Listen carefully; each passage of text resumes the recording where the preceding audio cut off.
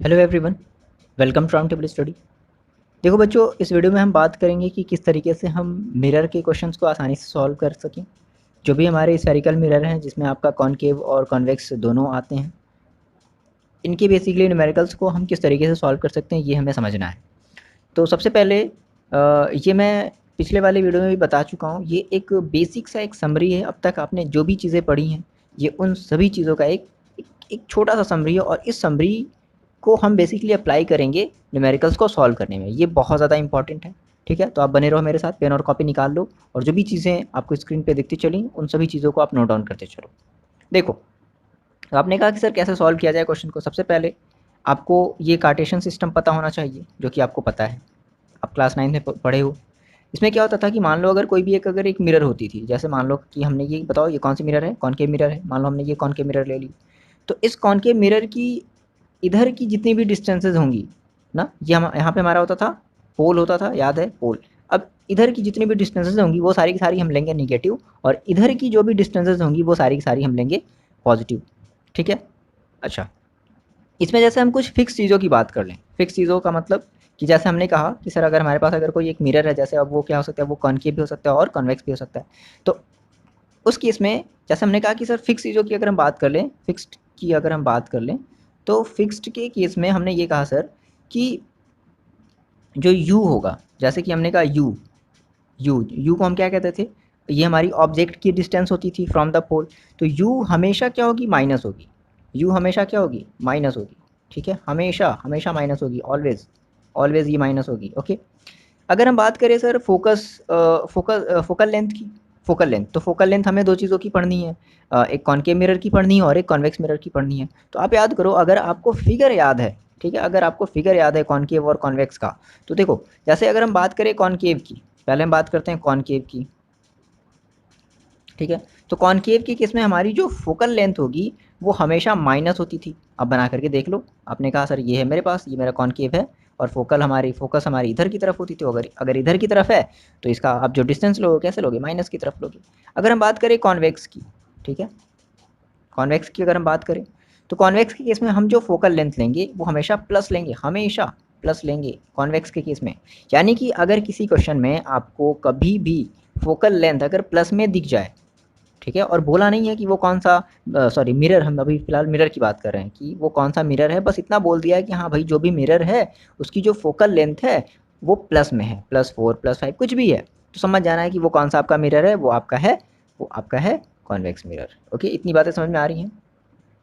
अच्छा जी, similarly radius of curvature की अगर हम बात कर लें, तो कॉनकेव मिरर के लिए जो रेडियस ऑफ कर्वेचर होगा वो भी किस में होगा, वो भी माइनस में होगा, दैट इज आर माइनस में होगा। और कॉन्वेक्स मिरर के लिए जो हमारा रेडियस ऑफ कर्वेचर होगा वो भी हमारा प्लस में होगा। ठीक है, तो ये सब फिक्स्ड बातें हैं, ये फिक्स्ड चीज़ें हैं, ये ध्यान रखना आप लोग।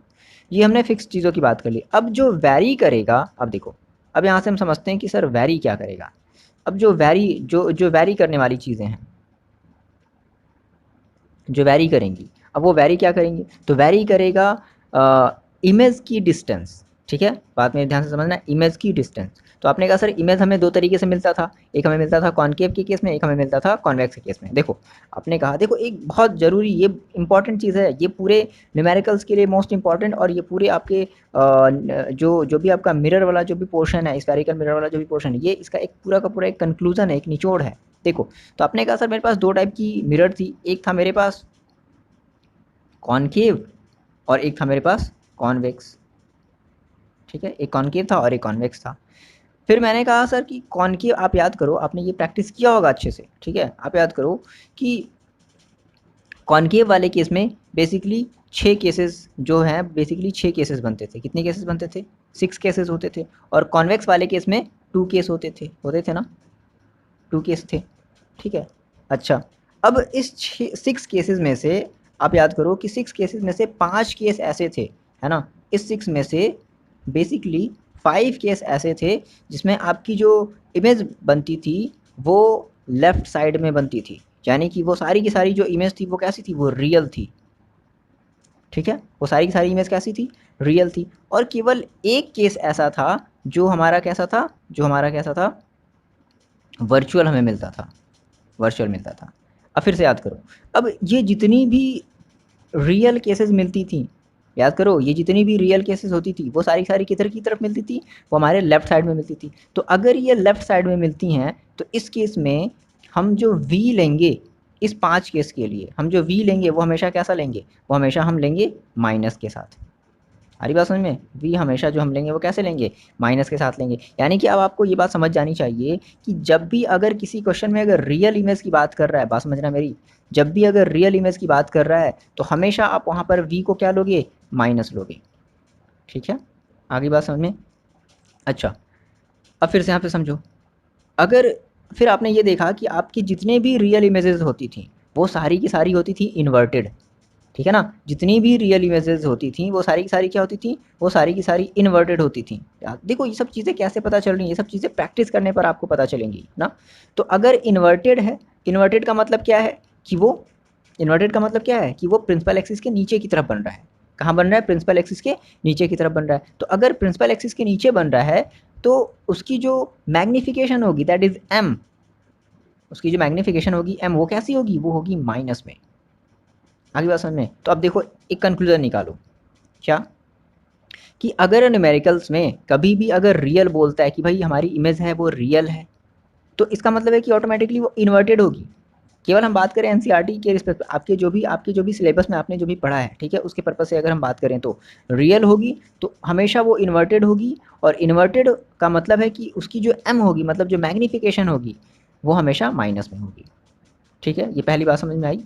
इसका मतलब है कि अगर आपसे किसी क्वेश्चन में बोलता है कि सर जो इमेज थी वो माइनस माइनस 4 मैग्नीफिकेशन की बनी है, मान लो वो बोल दिया कि जो m है सर वो क्या है, -4 है। तो अगर -4 है तो आपको तुरंत समझ जाना है कि अच्छा -4 है, मतलब कि हमारी इमेज जो है वो रियल है प्लस इन्वर्टेड है। ठीक है, और अगर रियल और इन्वर्टेड है यानी कि कौन सा लेंस यूज़ कर रहा है, तो रियल इमेज हमेशा कौन से लेंस में बनते थे, कॉनकेव लेंस में बनते थे। आगे बात समझ में, आगे बातें समझ में ना। ठीक है, ठीक है, ये बातें आपको समझ में आई, यहाँ से यहाँ तक ये बातें आपको समझ में आई। अब हम बात करें कॉन्वेक्स मिरर की। ठीक है, तो कॉन्वेक्स मिरर के केस में देखो, हमें हमारे पास 2 केसेस थी, और दोनों केसेस में हमें जो इमेज मिलती थी वो हमें मिलती थी क्या, वर्चुअल। दोनों केसेस में हमें इमेज कैसे मिलती थी, वर्चुअल मिलती थी। अब वर्चुअल का मतलब है कि हमारी जो इमेज है वो हमारे मिरर के राइट साइड में होती थी, है ना। वर्चुअल का मतलब क्या था कि राइट साइड में होती थी। ठीक है, तो अगर राइट साइड में है इसका मतलब है कि हम जो v लेंगे वो हमेशा कैसे लेंगे, v हम हमेशा पॉजिटिव लेंगे, यानी कि जो इमेज की डिस्टेंस लेंगे वो हमेशा पोल से हम पॉजिटिव लेंगे। आ रही बात समझ में, हमेशा, ऑलवेज। अच्छा, अगर पॉजिटिव है, और अब ये देखो कि वर्चुअल बनती थी और साथ ही साथ हमारी जो इमेज बनती थी वो इरेक्ट बनती थी। कैसे बनती थी, इरेक्ट बनती थी, मतलब ऊपर की तरफ बनती थी, सीधी की सीधी बनती थी। ठीक है, तो वर्चुअल के केस में यानी कि जो हमारा मिरर है कॉन्वेक्स, जो हमारा कॉन्वेक्स मिरर है उस केस में, कॉन्वेक्स मिरर के केस में हमारी जो भी इमेज बन रही है वो हमारी इरेक्ट बन रही है। ठीक है, तो इसका मतलब है कि अगर जब भी अगर बोलता है इरेक्ट, हाँ, लेकिन बेसिकली इरेक्ट हमारी एक और कंडीशन बनती थी, कौन सी, वो हमारी बनती थी कॉनकेव मिरर वाले में भी एक और हमारी ऐसी कंडीशन थी जिसमें हमें क्या मिलता था, जिसमें हमें एक बेसिकली वर्चुअल इमेज मिलता था। ठीक है, वो भी एक केस याद रखना है। अच्छा, तो ये थोड़ा सा एक ये छोटा सा कंक्लूजन, जैसे अगर मैं आपसे कहूँ कि भाई मेरे पास जो m है, सपोज दैट न्यूमेरिकल्स में कभी कभी देखो क्या होता है कि वो मिरर का नाम नहीं बताता। ठीक है, सपोज दैट मान लो बोल दिया कि भाई जो m है वो क्या है, m मान लो जो है वो है, मान लो +5। ठीक है, तो +5, अब बात समझो, +5 है मतलब आप क्या कहोगे कि भाई हमारी ये जो भी इमेज बन रही होगी वो हमारी प्रिंसिपल एक्सिस के ऊपर की तरफ बन रही होगी, और ऊपर की तरफ जितनी भी इमेज बनती थी, याद रखो, ऊपर की तरफ जितनी भी इमेज बनती थी वो हमारी होती थी वर्चुअल। क्या होती थी, वर्चुअल। तो अगर +5 है मतलब ये हमारी वर्चुअल होगी और इरेक्ट होगी। दो चीज़ें हो गई, यहाँ से 2 चीज़ें आप बता लीजिए ना। जैसे कि आपने +5 देखा है, इज इक्वल टू +5 देखा, आपने बता लिया कि हाँ ये हमारी वर्चुअल है और ये हमारी इरेक्ट है। अच्छा, अब अगर वर्चुअल है तो वर्चुअल के केस में आपने देखा था कि वो मे बी हमारा कॉनकेव भी हो सकता है और मे बी हमारा वो कॉन्वेक्स भी हो सकता है। तो बेसिकली अब यहाँ से फिर हम उसके बाद फिर हम अपना एक कॉन्सेप्ट का यूज़ करेंगे जिसमें हम ये देखेंगे कि अगर मान लो जो एफ है अगर वो माइनस में आया है तो हम कह देंगे कि हाँ ये बेसिकली हमारा एक कॉनकेव है, और अगर एफ हमारा अगर प्लस में है तो फिर हम कह देंगे कि नहीं ये हमारा ये एक कॉन्वेक्स है। ठीक है, तो इस तरीके से न्यूमेरिकल्स में हमें ये सारी बातों को हमें ध्यान में रखना पड़ेगा। ओके, तो अब स्टार्ट करते हैं न्यूमेरिकल्स को। ओके रेडी हो, चलो देखो फर्स्ट न्यूमेरिकल देखते हैं क्या कह रहा है। ओके ये एग्जाम्पल है, पहले एग्जाम्पल को देख लेते हैं क्या कह रहा है एग्जाम्पल। देखो एग्जाम्पल कह रहा है कि कॉन्वेक्स मिरर, देखो यहाँ पे पहले ही दे दिया है, ये कॉन्वेक्स मिरर ऑलरेडी दे दिया, तो आपके दिमाग में तुरंत कॉन्वेक्स मिरर की बातें आनी चाहिए, ठीक है, कि कॉन्वेक्स मिरर क्या होगा। और convex mirror used for rear view, ठीक है, रियर व्यू के लिए यूज़ किया जा रहा है on an automobile, has a radius of curvature, देखो radius of curvature that is R. तो आप पहले क्या करो कि अपने दिमाग में, अपने माइंड में एक कॉन्वेक्स मिरर की इमेज बनाओ। कॉन्वेक्स मिरर आप कैसे बनाते हो, इस तरफ बनाते हो या इस तरफ बनाते हो, तो ऑब्वियस ही बात है कॉन्वेक्स मिरर हम इस तरफ बनाते हैं, है ना, ये वाला तो नहीं बनाओगे, ये हटा दो।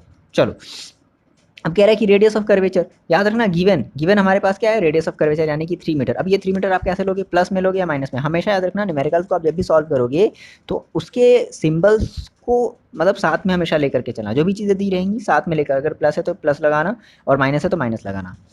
तो ये क्या दे दिया है, कह रहा है radius of curvature, radius of curvature का मतलब क्या होता है आर, आर दे दिया है 3 मीटर। अब ये बताओ प्लस में होगा या माइनस में, तो प्लस में होगा क्योंकि कॉन्वेक्स मिरर है, ठीक है। कह रहा है कि इफ़ अ बस इज लोकेटेड एट 5 मीटर, अब देखो बस, तो बस क्या हो गई, ये एक ऑब्जेक्ट हो गई, मतलब उस मिरर से जो है एक बस है जो कहाँ खड़ी है 5 मीटर, है ना, मिरर मतलब मिरर के सामने खड़ी है 5 मीटर, ठीक है, मिरर के सामने 5 मीटर, यानी कि ये बस क्या होगी, बस हमारी हो गई ऑब्जेक्ट। तो ऑब्जेक्ट की डिस्टेंस देखो, ऑब्जेक्ट कितनी दूरी पर खड़ा है 5 मीटर, यानी कि ऑब्जेक्ट की डिस्टेंस दैट इज यू। तो आप बताओ यू कैसे लोगे, हमेशा माइनस में लोगे, यू कैसे लोगे, वो चाहे कॉन्वेक्स की बात कर रहा हो, वो चाहे कॉन्केव की बात कर रहा हो, यू को हमेशा आपको माइनस में लेना है, ठीक है।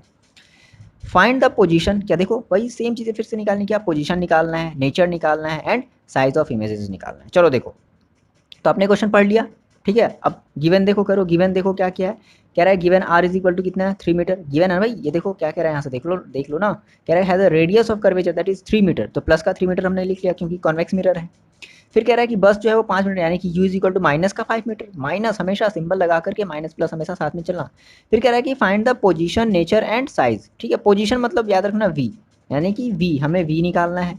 दूसरी चीज़ हमें साइज, साइज यानी कि वो जो इमेज है वो कितनी बड़ी बन रही है, हमें वो भी निकालना है। तो हमने साइज को बताया था कि साइज को बेसिकली हम किस तरीके से डिनोट करते हैं, इमेज की साइज को हम लेते हैं एच डैश और ऑब्जेक्ट की साइज को लेते हैं हम एच, ठीक है। तो यहाँ पे हमें साइज पूछ रहा है कि भाई एच डैश बताओ, ओके, आपसे ये 3 चीज़ें पूछी। तो सबसे पहले देखो हम वी निकाल सकते हैं, वी कौन से फॉर्मूले से निकाल सकते हैं, mirror formula 1/f is equal to 1/v plus 1/u, चाहे जैसे लगा लो, एलएचएस पहले पहले रख लो या आरएचएस पहले रख लो, तुम्हारी मर्जी, ठीक है। तो हमने कहा अच्छा, अब जैसे मान लो तुमने, जैसे मान लो सबसे पहले आपने क्या किया, आपने पहले मिरर फॉर्मूला लगा दिया, सपोज दैट मेरे साथ चलते चलो आप, आपने मिरर फॉर्मूला अप्लाई कर दिया, क्या आपने कहा कि 1/v plus 1/u is equal to 1/f। लेकिन आप देखो कि क्या क्वेश्चन में कहीं भी आपको f नज़र आ रहा है, कहीं भी देखो गिवन में कहीं भी f है क्या, नहीं है। तो हम क्या करेंगे, हमें एक फॉर्मूला पता था आर और एफ के बीच में, हमें एक रिलेशन पता था, क्या होता था, are is equal to 2f, ठीक है। तो सबसे पहले हम क्या निकालेंगे, सबसे पहले हम निकालेंगे are is equal to 2f से हम यहाँ से f की वैल्यू निकाल लेंगे। तो f इज इक्वल टू कितना हो जाएगा, r/2, आर की वैल्यू है 3/2 दैट इज 1.5। देखो जब आप क्वेश्चन में जब वैल्यू रखना तो ये 1.5 ना रख करके 3/2 रखना, सिंप्लीफिकेशन के लिए, ठीक है। अब आगे समझो, फिर हमने सर मिरर फॉर्मूला अप्लाई कर लिया 1/v plus 1/u is equal to 1/f। अब भाई यहाँ पे हमें 1/v यानी कि हमें ये वाली v निकालनी है, और हमें देखो u भी पता है और हमें f भी पता है ना, हमें ये सारी चीज़ें पता है ना, u पता है ना -5, चलो रख देते हैं। तो हम क्या करते हैं, यहाँ से हम इस 1/v को यहीं पर छोड़ देते हैं, ठीक है। देखो एक मिनट पहले वैल्यू रख लेते हैं 1/v प्लस, अब देखो 1/u, हाँ है ना, यहाँ पे क्या है 1/u है, देखो तो 1/u, u की वैल्यू कितनी है -5 है, तो मैंने क्या रख दिया -5 इज इक्वल टू, अब देखो 1/f है, तो पहले आप क्या रख लो 1/f की वैल्यू कितनी थी 3/2, याद आ रहा है f की वैल्यू कितनी थी 3/2, तो 1/3/2, ठीक है। अब देखो आपको वैल्यू किसकी निकालनी है, अच्छा थोड़ा सा और सॉल्व कर लेते हैं, स्टेप बाय स्टेप चलते हैं, कुछ नहीं है। आप जैसे मैथ्स के इक्वेशन को सॉल्व करते ये वैसे ही है, और क्या। देखो 1/v माइनस, ये देखो यहाँ पे प्लस, यहाँ पर माइनस, तो प्लस माइनस क्या हो जाएगा माइनस, 1/5 इज इक्वल टू, देखो अब ये जो 1/2/3/2 है, तो ये दोनों एक साथ हैं, ये अकेला है, तो अब क्या होगा, ये 2 चला जाएगा सबसे टॉप पर, यानी कि जब अपॉन के अपॉन में होता है तो जो भी हमारा सबसे लास्ट वाला टर्म होता है वो चला जाता है ऊपर की तरफ। ऐसा भी नहीं, बेसिकली एक रूल होता है, वो जैसे जैसे आएंगे क्वेश्चन वैसे हम उसको सॉल्व करिए, बेसिकली आप जानते हो है ना। जैसे ये 1 है, ऐसा समझो, देखो जल्दी से समझ लो कि ये 1 है और ये 3/2 है, तो अब ये भाई ये दोनों तो एक साथ है ना, अब 2 तो इस 3 के पास तो जा नहीं सकता ना, तो ये कहाँ जाएगा, 1 के पास जाएगा, दैट इज 2/3 हो जाएगा। ठीक है, तो क्या बच गया हमारे पास 1/v minus 1/5 is equal to 2/3। So 1/v को आप यहीं छोड़ दो और इस 2/3 इस 1/5 को आप इस तरफ ले आओ। तो जब ये 1/5 जब ये इस तरफ आएगा तो कैसे आ जाएगा, पॉजिटिव में आ जाएगा। ठीक है, देखते चलो ध्यान से। अब हमें यहाँ से क्या करना है, यहाँ पे 2/3 प्लस 1/5 आ गया भाई। अब दोनों का हमें क्या लेना पड़ेगा, डिनोमिनेटर सेम करना पड़ेगा। तो डिनोमिनेटर सेम करने के लिए हमने ले लिया 15, है ना, 5 3 15 हो गया। अब क्या करते थे, 2 इंटू फिर 5 प्लस 1 इंटू 3, ये तो बहुत सिंपल सी चीज़ है। कैसे इक्वल करते हैं तो क्लास 8 वाले बच्चे, क्लास 8 के बच्चे जानते हैं सब, आप कर लोगे ना, बताने की जरूरत नहीं है आई होप। चलो, तो डिनोमिनेटर हमारा सेम हो गया और हमें मिल गया क्या, 10+3, 5 2 10, 3 + 1 3 अपॉन 15 और 13/15, यानी कि हमें हमें जो 1/v मिला है वो कितना मिला है, देखो हमें 1 जो v मिला है वो मिला है 13/15, यानी कि 1/v इज इक्वल टू हमें क्या मिला। अब यहाँ पे देखो 1/v इज इक्वल टू क्या मिला, 13/15, लेकिन आपको v की वैल्यू निकालनी है, ना कि 1/v की वैल्यू निकालनी है। तो v को क्या कर दो, ऊपर ट्रांसफर कर दो, तो ये 15 भी क्या हो जाएगा, ऊपर ट्रांसफर हो जाएगा, और जो 13 है वो नीचे आ जाएगा। यहाँ से भी 1 नीचे आ जाएगा, 1 में अपॉन की कोई वैल्यू नहीं होती, तो v/1 that is v is equal to 15/13। इसको सॉल्व कर लेंगे तो कितना आ जाएगा, 1.153 मीटर। और कैसे, प्लस में तो देखो, यानी कि जो v है वो किस में आ गया, प्लस में आ गया। बात समझना, v है जो वो किस में आ गया, प्लस में आ गया, तो प्लस में आ गया। ऑब्वियस सी बात है भाई, देखो आपका ये मिरर कौन सा था, कॉन्वेक्स मिरर है ना। आप क्वेश्चन में पढ़ो ये आपका मिरर कौन सा है, कॉन्वेक्स मिरर है। तो अगर कॉन्वेक्स मिरर है तो v को प्लस में तो आना ही है, सिंपल सी बात है। ठीक है, अब अगर प्लस में आ गया तो इसका मतलब हमारा जो इमेज होगा वो बता दो कैसा होगा, वर्चुअल होगा। और कॉन्वेक्स मिरर में हमारे जितने भी इमेजेस बनते थे वो सारे के सारे इरेक्ट बनते थे, तो वर्चुअल होगा और इरेक्ट होगा। और अगर हम बात करें अगर इसके पोजीशन की, तो पोजीशन क्या होगा, कहाँ होगा, image formed at the back of the mirror, mirror के पीछे की तरफ। ठीक है, दो चीज़ें हमने निकाल ली। अब हमें निकालना है सर साइज़, निकालना है इमेज का साइज़, यानी कि हमें एच डैश निकालना है। साइज़ का मतलब क्या, हमें निकालना है एच डैश। चलो, तो आपने कहा सर अब एच डैश कैसे निकाला जाए, तो सर हमें फॉर्मूला पता है, कौन कौन सा फॉर्मूला पता है, एक हमें पता है एफ इज इक्वल टू, तो एफ वाले में तो कहीं एच आता नहीं है। फिर हमें एक और फॉर्मूला पता था क्या, जिसको हम कहते थे magnification formula, m is equal to m is equal to क्या होता था, एम इज इक्वल टू होता था एच डैश अपॉन एच, या फिर is equal to minus v upon u. अच्छा, अब देखो, अब देखो आपको v पता चल गया, ठीक है, आपको u भी पता चल गया, आपको h डैश निकालना है, आपको h नहीं पता, कोई बात नहीं, हमारी जो h डैश की जो वैल्यू आएगी वो h के टर्म में आएगी। हम कहेंगे कि हाँ वो इसके रिस्पेक्ट में इतना बड़ा है या इतना छोटा है, हम ये कह सकते हैं ना। तो अब यहाँ से हम क्या करने वाले हैं, हम यहाँ से h डैश की वैल्यू निकालने वाले। देखो तो क्या कर दो, सिंपली आप h डैश की जगह, मतलब हम इन दोनों को ले रहे हैं। ठीक है भाई, ये दोनों, ये तीनों इक्वल है ना, तो तीनों इक्वल हम किसी दो को ले रहे हैं भाई। सॉल्व करने के लिए हमें क्या करना पड़ता है, किसी दो को एक साथ देना पड़ता है। तो h dash upon h is equal to, देखो माइनस, यहाँ पे ऑलरेडी पहले से भी क्या है, पहले से ही माइनस है, पहले से ही माइनस है, तो हमने माइनस लगा दिया। v की वैल्यू देखो कितनी आई है, 15/13, ये देखो 15/13 आई थी। ये वाली वैल्यू मत रखना, प्रॉब्लम होगी। ठीक है, ये वाली वैल्यू हम ले रहे हैं 15/13, तो 15/13 हमने ले लिया। अपॉन u की वैल्यू देखो अपने क्वेश्चन में कितनी है, -5 है। ठीक है, इज इक्वल टू, अब देखो अब क्या है, अब यहाँ से समझो, अब ये दोनों एक साथ हैं, बात समझना, ये दोनों एक साथ हैं। ठीक है, और ये अकेला है। अब भाई अकेला है तो कुछ नहीं, अपॉन में 1 है ना। अब ये 1 कहाँ जाएगा, सबसे टॉप पर, और ये 5 कहाँ जाएगा, 30, ये होता है रूल, है ना। तो 15 1 जा 15 हो जाएगा, और 13 इंटू 5 ये हो जाएगा। अब यहाँ से काट लो, थोड़ा सा कट पिट कर लो, तो ये कट गया 5 1 जा, और ये 5 3 जा, ये 3 टाइम में कट गया। ठीक है, तो कितना बच गया, 3/13। ठीक है, तो 3/13 मतलब 0.23, 0.23, यानी कि h dash upon h is equal to कितना आ गया, 0.23 आ गया। तो h dash is equal to कितना हो गया, एच को इधर ट्रांसफर कर दो, एच को इधर ट्रांसफर कर दो, तो कितना हो गया, 0.23 इंटू एच। इसका मतलब है कि जो हमारी इमेज होगी वो क्या होगी, स्मॉलर। आप कहो सर कैसे, भाई अगर हम, हमारी देखो, हमारी जो एच डैश है वो 0.23 ऑफ एच है, यानी कि एच की 0.23 टाइम है। ठीक है, देखो कोई भी वैल्यू अगर पॉइंट में होती है, जैसे सपोज करो कि मैंने कहा सर मेरी जो एच थी वो मान लो मेरी थी 2। ठीक है, तो अगर आप 2 में 0.23 का अगर आप मल्टीप्लाई करोगे तो आपको आंसर बड़ा मिलेगा या छोटा मिलेगा, छोटा मिलेगा, ऑब्वियस सी बात है। क्योंकि पॉइंट, आप कहोगे नहीं सर मल्टीप्लाई करने पर तो हमेशा हमें वैल्यू बड़ी मिलती है, कोई ज़रूरी नहीं है। लेकिन अगर आपका जो मल्टीप्लाई करने वाला जो नंबर है अगर वो डेसिमल में है तो आपको वैल्यू जो है वो छोटी ही मिलेगी। ठीक है। जैसे आपने कहा कि सर 5 में हम 0.1 का अगर मल्टीप्लाई करें तो कितना मिलेगा, 0.5 मिलेगा, ऑब्वियस सी बात है ना। तो उस केस में आपकी जो इमेज होगी वो स्मॉलर होगी, आगे बात समझ में, स्मॉलर होगी इन साइज देन ऑब्जेक्ट। ये हमारा था फर्स्ट एग्जाम्पल। ये आई होप आपको समझ में आया होगा बहुत अच्छे तरीके से। ठीक है, बहुत आसान है, कुछ नहीं है। ठीक है, आराम से आप इसको कर सकते हो, बहुत ईजी है। ठीक है, चलो ये बातें समझ में आ गई। अब देखते हैं second example. Okay, second example देखते हैं। सेकेंड एग्जाम्पल क्या बोल रहा है, ध्यान से पढ़ना, क्वेश्चन को हमेशा ध्यान से पढ़ो, एक बार में नहीं आती समझ में तो उसको दोबारा पढ़ो। कह रहा है कि an object 4 centimetre in size. देखो ऑब्जेक्ट की साइज दे दी गई, मतलब क्या दे दिया गया, एच इज इक्वल टू कितना दे दिया गया, 4 सेंटीमीटर। फिर कह रहा है कि is placed at 25 centimetre in front of concave mirror. देखो अब फिर यहाँ पे ध्यान दो, कॉनकेव मिरर, कॉनकेव मिरर। ठीक है, फोकल लेंथ यानी कि एफ इज इक्वल टू दे दिया। अब ये एफ आप कैसे लोगे, माइनस में लोगे क्योंकि ये कॉनकेव मिरर है। तो फोकल लेंथ दे दिया है 15 सेंटीमीटर।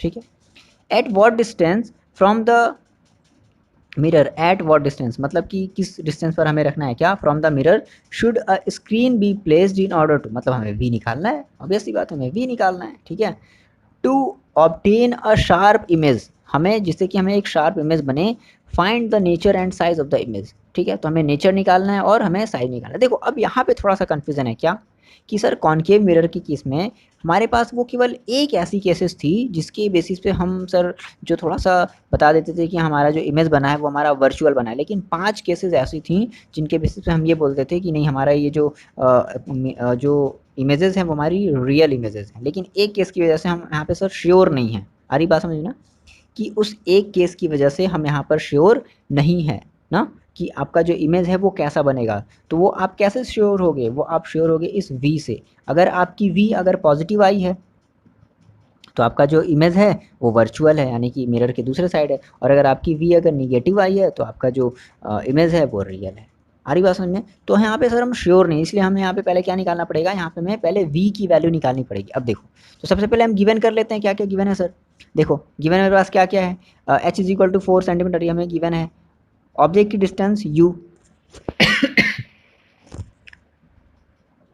ऑब्जेक्ट की डिस्टेंस यू हमें गिवन है कितनी, माइनस का 25। यू हमेशा कैसे लेंगे, हम माइनस में लेंगे ना, माइनस का 25। उसके बाद फोकल लेंथ हमें गिवन है 15 सेंटीमीटर, लेकिन माइनस में तो नहीं दिया था, लेकिन हम खुद से माइनस में रखेंगे, क्यों, क्योंकि कॉन्वेक्स मिरर है, याद रखो, बार बार बता रहे हैं, कॉन्वेक्स मिरर है तो माइनस में हम उसकी फोकल लेंथ लेंगे, माइनस हमने रख दिया। और हमें यहाँ से वी निकालना है, नेचर निकालना है, और एच डैश की हमें वैल्यू फाइंड आउट करनी है। चलो, तो अब देखो अगर हम मिरर फॉर्मूला अगर अप्लाई करते हैं, 1/v plus 1/u is equal to 1/f को अगर हम अप्लाई करते हैं, इस चीज़ को अगर हम अप्लाई करते हैं, तो क्या हमें v सॉरी हमें v निकालना है। ठीक है, अच्छी बात है। u हमें पता है क्या, हाँ u भी पता है। f पता है क्या, f भी पता है।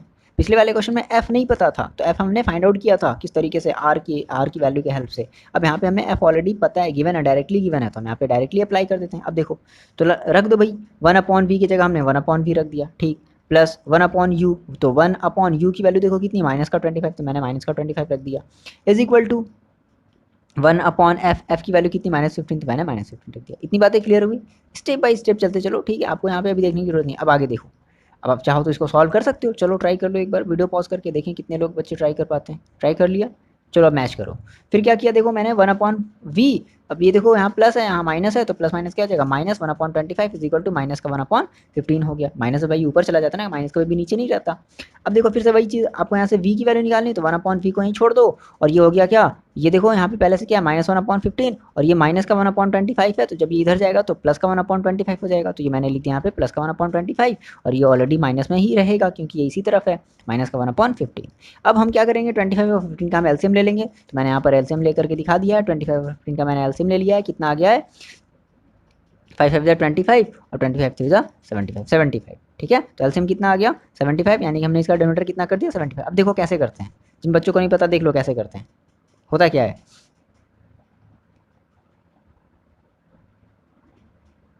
ओके देखो, तो करते क्या है, सबसे पहले जैसे यहाँ पे मेरे पास 1 है, ठीक है, 1 है, तो यहाँ पे मैंने 1 लिख लिया। अब यहाँ पे सर 3 कैसे आता है, तो हम क्या करते हैं, हम इस 25 का टेबल पढ़ते हैं, जब तक कि 75 ना आ जाए, तो कितनी बार में आएगा, 3 टाइम में, तो मैंने यहाँ पे इसलिए 3 का मल्टीप्लाई कर दिया। ठीक है, माइनस का 1 था यहाँ पर, मैंने 1 लिख दिया। अब देखो इंटू सर आपने यहाँ पर 5 कैसे कर दिया, तो हम क्या करेंगे 15 का टेबल पढ़ेंगे जब तक कि 75 ना आ जाए। कितनी बार में आएगा 5 टाइम में, तो 1 इंटू 5 मल्टीप्लाई कर दो, कितना आ जाएगा 1 into 3 that is 3 minus 5 solve कर लिया upon 75 1 upon v is equal to minus का 2 अपॉन 75। ठीक है, माइनस आएगा ना क्योंकि माइनस 5 बड़ा है, 5 बड़ा है माइनस के साथ है, तो 1 upon v is equal to minus 2 upon 75 आ गया। लेकिन आपको जो वैल्यू निकालनी है वो निकालनी है वी की, तो वी को मैंने कर दिया ऊपर ट्रांसफर। ओके, और ये कितना हो गया, ये 75 चला गया ऊपर, ये 2 आ गया नीचे, दैट इज माइनस का 75.2 सॉल्व कर लिया तो 37.5 सेंटीमीटर, और किसके साथ, माइनस के साथ। तो अब बता दो मेरे को आप कि अगर माइनस के साथ अगर वी अगर आया है तो आपकी जो इमेज होगी वो कैसी होगी, रियल होगी। बड़ी ऑब्वियस सी बात है भाई ना। तो कॉन्वेक्स सॉरी कॉनकेव मिरर वाले में ये थोड़ा सा कन्फ्यूजन रहेगा आपको, और ये कन्फ्यूजन कैसे दूर होगा, वी आप निकाल लो। देखो आपको कॉन्सेप्ट पता है ना, ऐसा नहीं कि हम चीज़ों को रटा रहे हैं कि नहीं आप ये रट लो ये रट लो। वहाँ पे हम मैंने जो पिछले अभी जो मैंने जो सारी जो चीज़ें बताई हैं वो मैंने एक कंक्लूज़न बताया है कि अगर आपने बहुत अच्छे से अगर पढ़ा है, आपने प्रैक्टिस करके पढ़ा है, आपने देखो हमेशा पहले आप फिगर को लगाना अपनी पेन अपनी कॉपी में पेन के साथ, ठीक है, ये मस्ट है। जितनी बार भी आप पढ़ोगी उतनी बार आप फिगर को बनाना, तभी जा करके आपको प्रैक्टिस हो पाएगी, आपकी प्रैक्टिस हो पाएगी। ठीक है, तो आपने सर ये बता दिया कि हाँ हमारी जो इमेज है वो रियल है, इन्वर्टेड है, ये बात खत्म हो गई। अच्छा अब हम बात कर लें कि हमें साइज़ निकालनी है, हमें एच डैश निकालना है। तो देखो एच डैश के लिए बेसिकली हमारे पास ये फॉर्मूला है, ये फॉर्मूला देखो ये फॉर्मूला है। अब अब भाई कौन सा लगाया जाए, अब कौन सा लगाया जाए, देखो तो हमने कहा अब एम तो हमें पता नहीं है तो एम वाले को छोड़ देते हैं, हम इसको लेकर के चलते हैं, है ना। यहाँ से एच डैश को छोड़ दो, एच इधर से आएगा तो क्या हो जाएगा v into h upon u. अब देखो h dash is equal to, क्या आपको वी की वैल्यू पता है, पता है -37.5 इंटू एच की वैल्यू पता है 4 है, अपॉन यू की वैल्यू पता है -25 है ना। हमेशा सिंबल जो भी होंगे उनके सिंबल के साथ आप रखा करो, -25 है तो -25। अब इसको थोड़ा सा क्या कर लें, देखो इसको हमने क्या किया, यहाँ पर हमने इसका इस 4 का -37.5 के साथ मल्टीप्लाई कर लिया 150 अपॉन 25, और देखो ये माइनस माइनस हो गया प्लस, और plus minus minus that is minus का 150 अपॉन 25 कट कर दो, कितनी बार में आ जाएगा 25 6 जा 150, और माइनस है तो माइनस रहेगा, यानी कि एच डैश जो है वो क्या है माइनस का 6 सेंटीमीटर, यानी कि हमारा यानी कि नीचे की तरफ बन रहा है। आ रही बात समझ में, दैट इज इनवर्टेड है। ठीक है, और आपको ये बात देखो यहीं से समझ में आ जानी चाहिए थी, क्या कि अगर आपने ये देखा था कि कॉनकेव मिरर के केस में जितनी भी हमारी इमेजेस रियल बनती थी वो सारी की सारी इन्वर्टेड होती थी, याद आ रहा है ना। तो अब जैसे ही आपने ये देख लिया ना, आप ये तुरंत बता सकते थे कि हाँ इन्वर्टेड होगी, कैसे, जो मैंने अभी जो कंक्लूजन बताया उस बेसिस पर। तो बहुत ज़्यादा मोस्ट इंपॉर्टेंट है वो कंक्लूजन बच्चे, अगर आप नहीं पढ़े तो आप जा करके पहले फिर से सारे के सारे वीडियोस को फिर से देखना स्टार्ट करो, फिर से कॉपी में लगाना स्टार्ट करो, बहुत ज़्यादा इंपॉर्टेंट है ये, बहुत आसान है। ठीक है ना, आप बस इसको क्या कर रहे हो कि आपने अगर वीडियो का अगर कुछ पार्ट अगर आपने छोड़ा है तो हाँ फिर ये आपको कॉम्प्लिकेटेड लगेगा, बहुत ज़्यादा कॉम्प्लिकेटेड लगेगा। ठीक है, तो ऐसा कुछ नहीं करना है, आराम से पढ़ो, बहुत ही आसान है। ठीक है, फिलहाल के लिए भी हम यही 2 न्यूमेरिकल्स रखते हैं एग्जाम्पल वाले, बाकी इसके हम जो भी न्यूमेरिकल्स हैं वो हम सॉल्व करेंगे एक्सरसाइज वाले, या फिर अदर हमें जो एनसीईआरटी एग्जाम्पलर से जो भी अगर कुछ ऐसा अगर न्यूमेरिकल्स मिलता है तो उन सारे न्यूमेरिकल्स को भी हम सॉल्व करेंगे, लेकिन सॉल्व जरूर करेंगे ना। ये एक बेसिक सा आइडिया आपको देना था कि आप किस तरीके से आप कन्फ्यूज़ ना हो जाओ कि आपने जो भी चीज़ें अपने अब तक आपने जो भी पढ़ी उन चीज़ों को हमें यूटिलाइज़ करना था कि बेसिकली हम किस तरीके से न्यूमेरिकल्स को सॉल्व कर लें, है ना। हमने जो भी चीज़ें पढ़ी उनका हम बेसिकली कुछ यूज़ कर भी पा रहे हैं या नहीं कर पा रहे हैं, तो यही सारी चीज़ें थी, है ना।